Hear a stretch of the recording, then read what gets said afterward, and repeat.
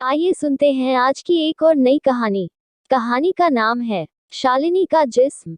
यह कहानी एक रियल घटना पर आधारित है। कहानी को पूरा जरूर सुने। तो कहानी शुरू करते हैं। शालिनी एक वेश्या थी, जिससे लोगों के लिए उसे अच्छी नजरों से देखना बहुत मुश्किल था, इसीलिए वो खुद से नफरत करती थी। वह नहीं जानती थी कि वह कौन थी और वह कहाँ पैदा हुई थी। उसके दिमाग में कोठे के सिवा और कोई तस्वीर नहीं थी। हाँ, कभी कभी एक छोटी सी तस्वीर उसके सपनों में आ जाया करती थी। एक महिला, एक पुरुष और वो खुद एक सुंदर घर। इसे नहीं पता था कि यह तस्वीर उसके दिमाग में क्यों आती है। क्या यह उसके बचपन की याद है? क्या इसे किसी ने उठाकर कोठे पर छोड़ दिया या बेच दिया है, जहां रोज उसकी इज्जत को बेचा जाता है?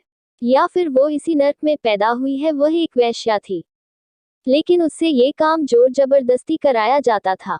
उसने कभी अपनी मर्जी से अपना शरीर नहीं बेचा था, और ना ही वो इस घिनौने काम की आदी हुई थी।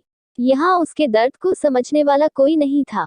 जब भी कोई दरिंदा इसके बदन को नोचा करता, तो उसे उतना ही दर्द होता जैसे उसने पहली बार अपनी इज्जत खोई हो। शालिनी की कोई रात ही शायद ऐसी रही होगी, जब इसके रूम में इसकी सिसकियों की आवाज ना गूंजी हो। ये सुनकर कोठे की बाकी वेश्या इस पर हंसा करती थी। ये देखकर उसका खुदकुशी करने का मन करता था। शालिनी 18 साल की थी, जब 40 साल के एक बहुत धनी व्यक्ति ने उसकी इज्जत को नोच खाया था। वह शुरू से ही कोठे में रही थी, और इज्जत की बात करना यहाँ बेतुकी थी। लेकिन शालिनी को अपनी इज्जत खोने का बहुत दुख था, और अब ये उसका रोज का काम हो गया था। क्योंकि कोठा चलाने वाली कांति नाम की औरत बहुत ज्यादा खतरनाक थी। अगर शालिनी मना करती, तो उसका खाना पीना सब कुछ बंद कर दिया जाता था, और अगर लड़की वहां से भागने की कोशिश करती, तो उसे जान से मार दिया जाता था, बड़े बड़े लोगों से संबंध होने के कारण। कांति का कोई कुछ ना बिगाड़ पाता था, क्योंकि सालों पहले एक लड़की ने ऐसा ही किया था, लेकिन उसे ढूंढकर उसके मरने तक उसको टॉर्चर किया गया था, जिसको याद करके सबकी रूह कांप जाती है।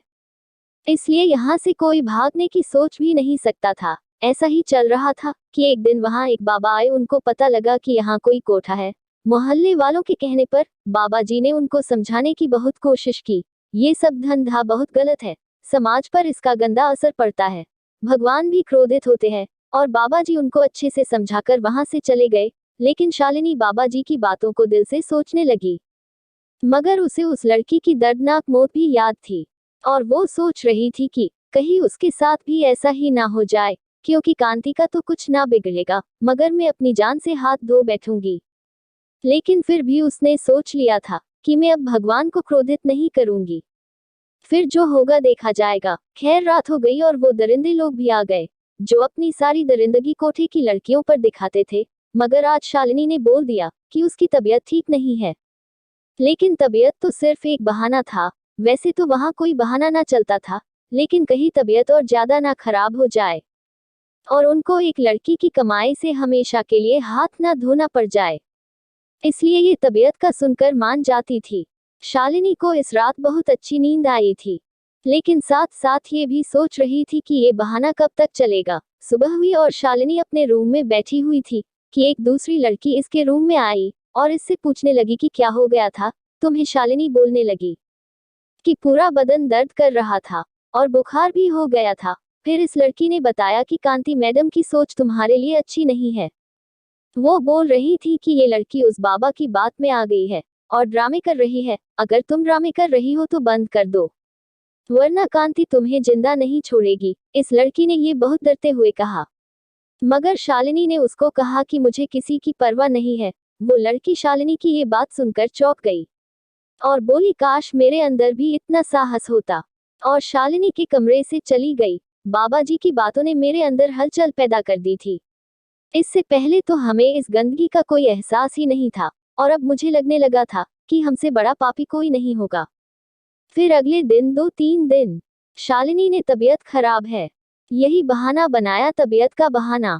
ज्यादा ना चल सका और कांति अपने 2 लड़कों के साथ इसके कमरे में घुस आई, और शालिनी को काम करने से साफ मना करते देख उन दोनों लड़कों ने शालिनी को बहुत मारा और उसके कपड़े फाड़ दिए, और उसी रूम में उसको बंद करके उस पर ताला लगा दिया। कई दिन तक वो इसी हालत में रही, इसका खाना पीना भी बंद कर दिया। कांति अपने दोनों लड़कों को भेजती, जो उसे बिना कुछ कहे मारते और फिर से उसे बंद करके चले जाते। कांति ने इन लड़कों को इसी काम के लिए रख रखा था।